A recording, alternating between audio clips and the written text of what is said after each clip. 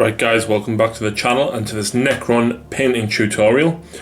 I'm going to show you how to paint up the Cardanesh dynasty, which is my Necron dynasty. Show you the colours used and the steps to take to turn this guy. So the first stage, which unfortunately I've already done before I started filming this, is to spray them up. This of course is a Praetorian, but I use the same colour scheme across the Lich Guard, the Immortals, the Warriors, and so forth. Spray them black first, and then I have used plate mail army painter spray. The silver, if you try and do it straight onto the grey plastic, doesn't really come out very nice at all. With that black underneath, the pigment really sits nice on it. So the first stage is to bathe them in Nuln oil. Nuln oil is fantastic, gets into all the cracks and crevices and really picks up the highlights and leaves all of the crevices looking quite dark. So use quite a decent sized brush and then literally just lather it on, and almost instantly straight away you can see the darker bits in between all the lines there, especially on the thighs here. The Nuln oil really seeps into all the cracks and just enhances the shading, and it's very easy to use. If you're just looking for a basic tabletop standard, you could literally base and wash, but I'm going to show you how to make it look just a little bit better with very minimal effort to get a decent tabletop standard that you can look at and think, yep, that looks quite good. So I'm not going to cover all of the Praetorian because I don't need it all covered. I'm only covering the bits that I actually need to get done. So basically I'm not doing the entire staff, and I'm leaving the plates on the side of his legs here. I'm leaving them because they'll be getting painted a different colour. And the same with the shoulder plates there, I'll be painting them a slightly different colour. So there we go, that's the Nuln oil on. Let them dry and we'll crack on with the next step. So once the Nuln oil has dried and you can see all the lines and everything, all the crevices, seeps right into those cracks, the next thing to do is pick off the edge highlighting, and I do this by dry brushing. I'm going to be using Iron Breaker. So give it a good shake. The silver pigments really don't like it if you don't shake them. For dry brushing, get quite a decent amount of paint on your brush. Wipe most of it off till it appears dry on your toilet roll, kitchen roll, whatever it is you're going to be using, and then literally just lightly drag the brush across the surface, and as you can see, it just highlights all the raised areas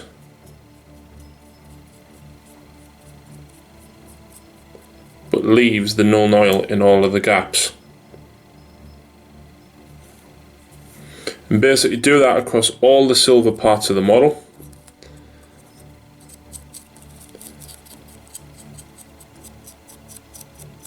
And you can be as quick or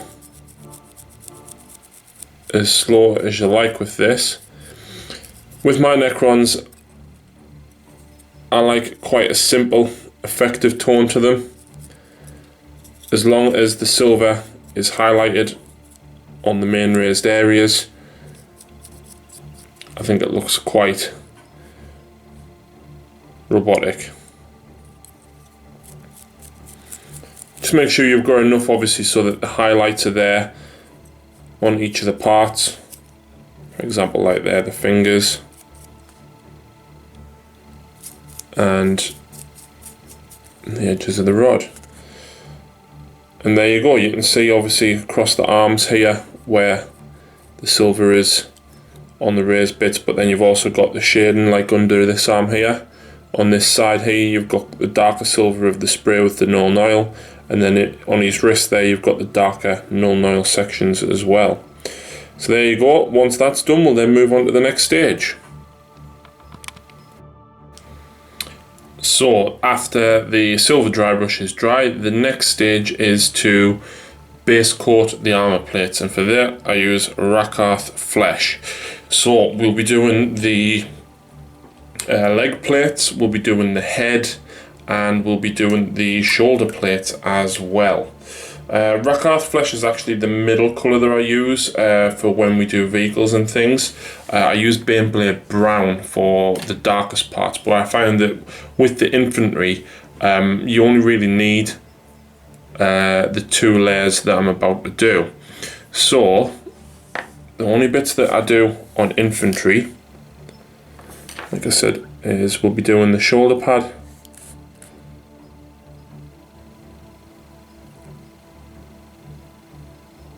up there,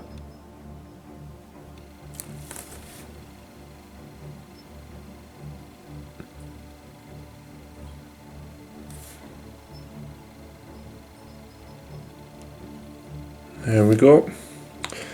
The other bit that we'll do is this piece here under the chest.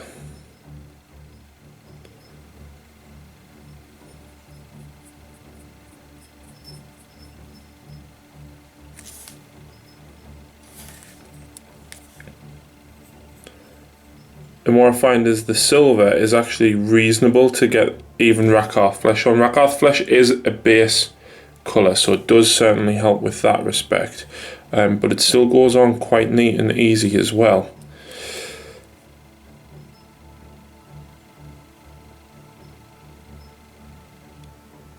So there we go, that's those 2 sides done. I do the head as well, but I tend not to go too heavy on the head. As you can see, like there's a line down the middle of his head there and around the circle in the centre, so I tend to try and just dry brush over it slightly, just to keep the that divide on the line. And again, with the front of the face, just go over it very, very lightly, just so that you don't colour in the eyes fully. You still want that dark recess in the eyes there, and around the teeth as well. So I'll get the other 2 sides done, and we'll come back and move on to the next step. Right, so the next stage is to add the blue, and for the blue I use Temple Guard blue. It is very light, but you'll see why I use the light blue when we get to the next stage. So for the blue, I paint both ends of the rod, and again, for some reason the Army Painter spray paint seems to like GW's pigment of paints. So I'll do the tail end of the scythe. Now bear in mind, although this is a Praetorian, the same kind of technique can be applied to other variants. So the Immortals or Warriors, you paint in the gun.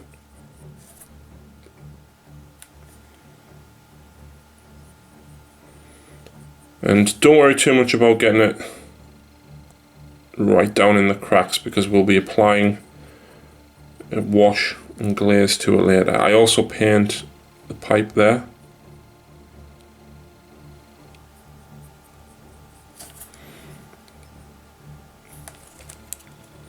And just flip it over.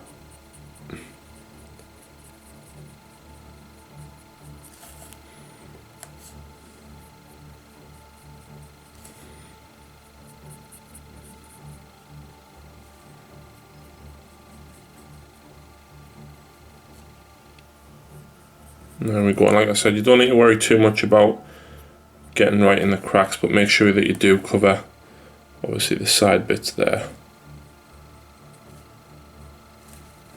The next thing that I do is, this model's a little bit tricky to get to it, but the pipes on his chest.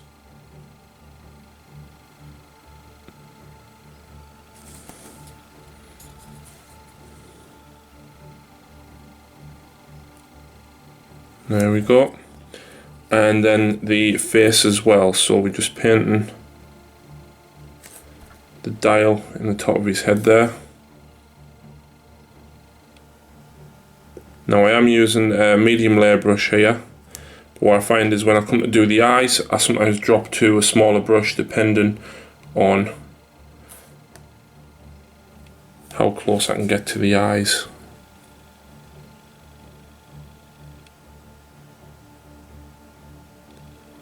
Literally, because of the eyes on this model are quite raised, you can pretty much dry brush them.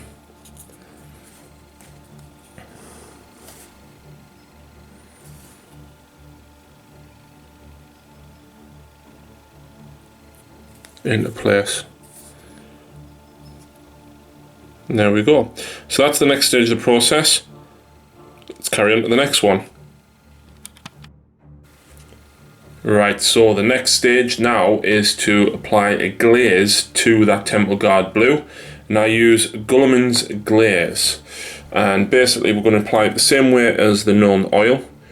Put quite a thick layer on. And what I find with the glaze is it actually tones down the brightness of the Temple Guard blue. So don't be frightened to put it on heavy. If you do put it on a little bit heavy, once it's settled for a minute or two, you can literally use your brush to absorb it back off. But don't be afraid to put it on heavy. You really want to almost stain the Temple Guard blue, as well as get it in all the cracks and everything, but you want it heavy enough so that it does stain the flat surface essentially. What we'll probably do is we will probably apply a second wash once the first layer has dried. And just applying a tiny bit there to the gem in his head. You see here, it's pooled quite a lot. Just literally use your brush to absorb it up.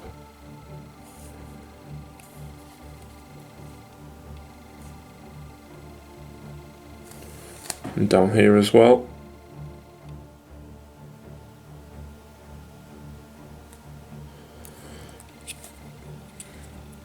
So there we go, we'll let him dry and we'll probably give him another coat shortly.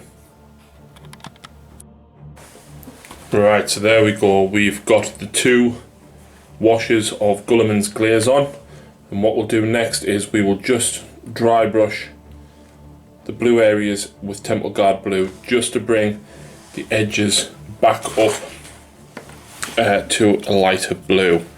So again, just using the same dry brush technique.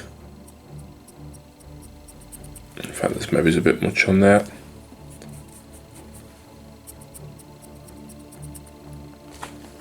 Just to accent all the edges.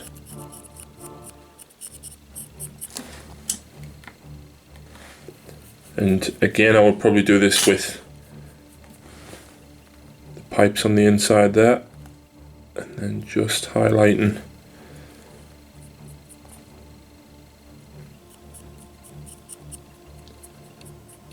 the pipes there as well.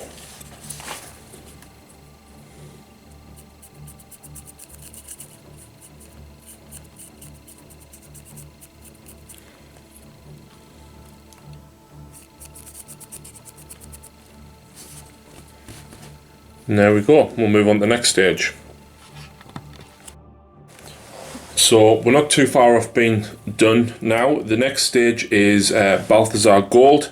And I use this just to do the glyphs on the chest and maybe some glyphs on the staff as well.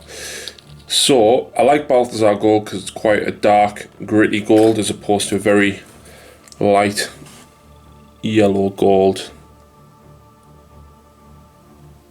And there we go, just paint the glyph on his chest.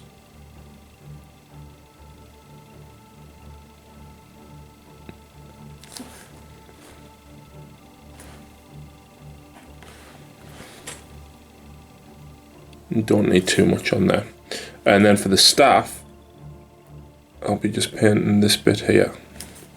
I mean, like I said at the beginning, this is just a very, very simple way of getting to a decent tabletop standard. There's not too many steps, and they still look quite decent in this form.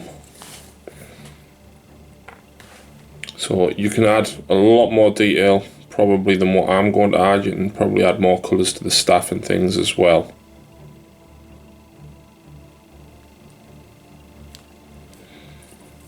And there we go, that's the gold done. So we'll now move on to the highlights. Right, so there we go, the gold's now dry. The next stage is to highlight with pallid witch flesh. And this is just basically to highlight the edges of the armour plates and the glyphs on the staff and his chest. So, for the chest, I'll literally just kind of dry brush with enough paint on there to just about pick out the glyph.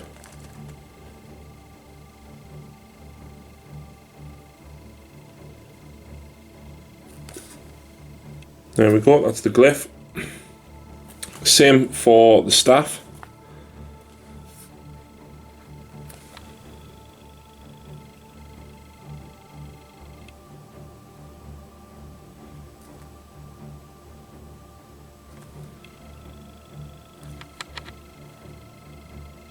Get that focus. There you go.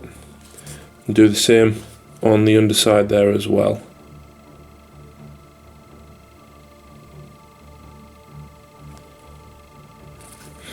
And then any of the Rakath flesh parts, I then highlight the edges with pallid witch flesh as well.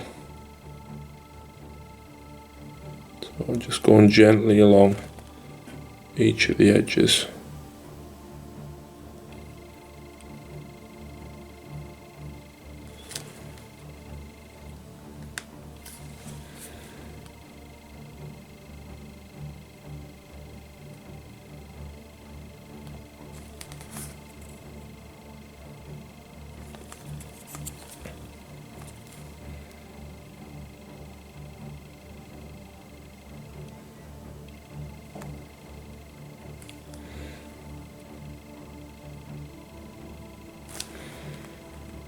And there we go, and what I also do is I also do the shoulders over here, and I also do the head as well. But what I do with the head is, because you've got that little divide there, just kind of bring it down on each side of that line. I don't know how well you can see that on the camera.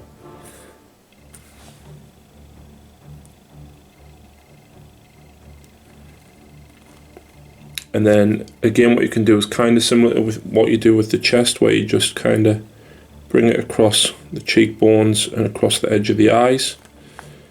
And what it does is it just picks the most raised bits up there. Oh. And the same with across the teeth, it kind of just picks up the teeth bit there. And down the edge of the head. And along the bottom there.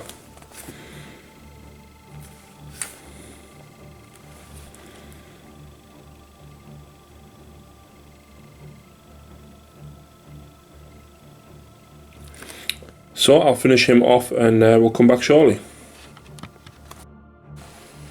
Right, so there we go. That is the standard that I paint my Necrons to. Very, very simple and very easy to get to a decent tabletop standard.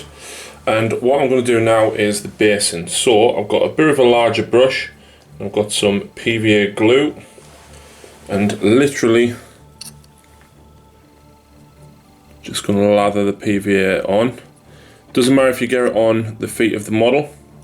And the reason for that is if you do get some basic materials up on his feet or anything, it just looks like he's, you know, kind of walking through the ground. His feet have sunk a little bit maybe.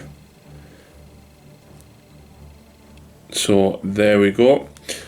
I always just tend to run my thumb around the edge just cleaning off any excess glue, because you don't want any base of materials stuck on there. So for the next bit, I'm just going to zoom out.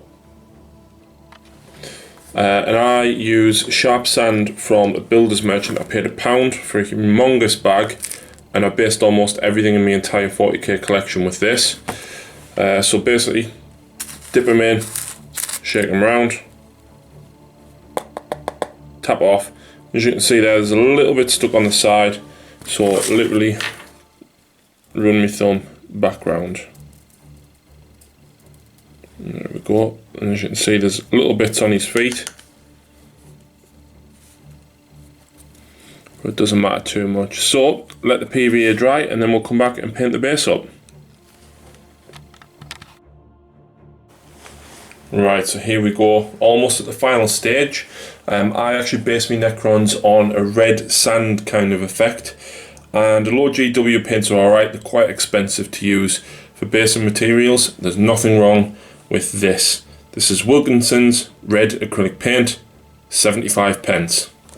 So now that the sand is all dry, I use the acrylic paint just to paint over it. Now the red does look very bright when it goes on, but you'll see the finished effect when we're done with the entire base. I'm just gonna basically, don't worry if it's a bit messy. If you go on the front, it's fine, because I always tidy the fronts of mine up using black. And like I said before, if you get a little bit around the feet, don't worry about it too much. It just looks as though the sand has kind of gone between his toes or up the side of his foot, and his foot's a little bit buried maybe.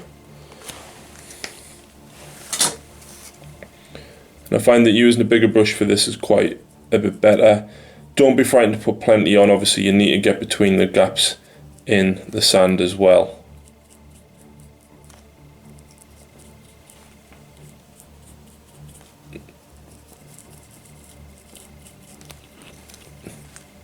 There we go.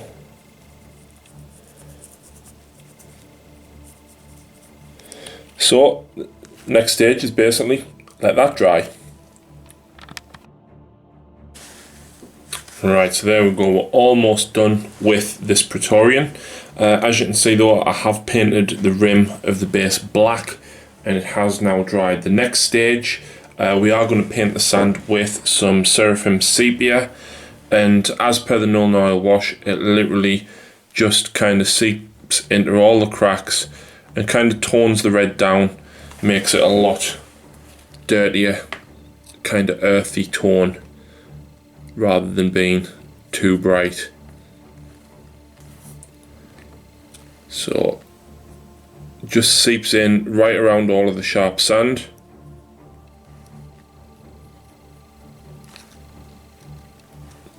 And like I said, just kind of really tones the shading of it down quite a lot.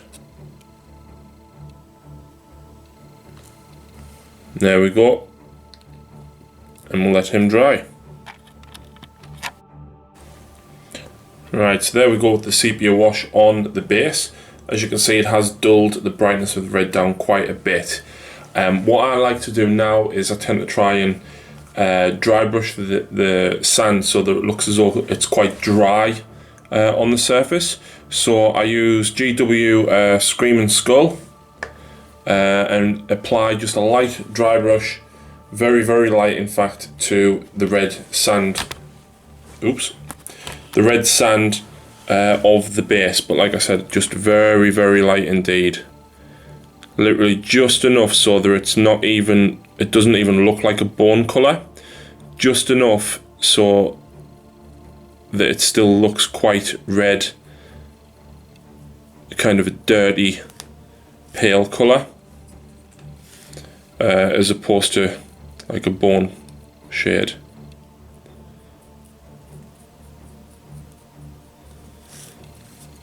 The bone colour itself is quite light, but by doing an incredibly light dry brush on here, it means that it doesn't show the bone too much, but just kind of picks off and leaves a kind of yellowy brown effect.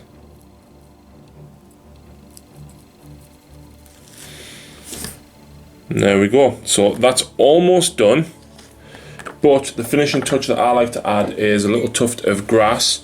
And I actually use Games Workshop's Mordheim turf. It's £9, but you get a massive tub. I've used quite a lot of this on me other Necrons already. But as you can see, there's a lot, and that's actually double-sided as well. So to apply this, literally just add a dab of super glue to the spot on the base where you want to add it to. So I'm literally just going to go there, right in the front. There we go. And then pull a tuft off. And then just place it on top of the super glue. And I like this turf because it's actually quite a light kind of yellowy green colour, and I just think the contrast in colours between the bone kind of shade, the blue and the silver and the red, really kind of stands out. So there you go, that is one Necron Praetorian painted up in the Cardanesh Dynasty colours. I hope you've enjoyed this tutorial and found it quite easy to follow. Please let me know what you think, and hopefully I'll be getting quite a few more Necrons painted up shortly, and you should see some other formations and things in battle reports. So thank you very much for watching, and we'll see you next time.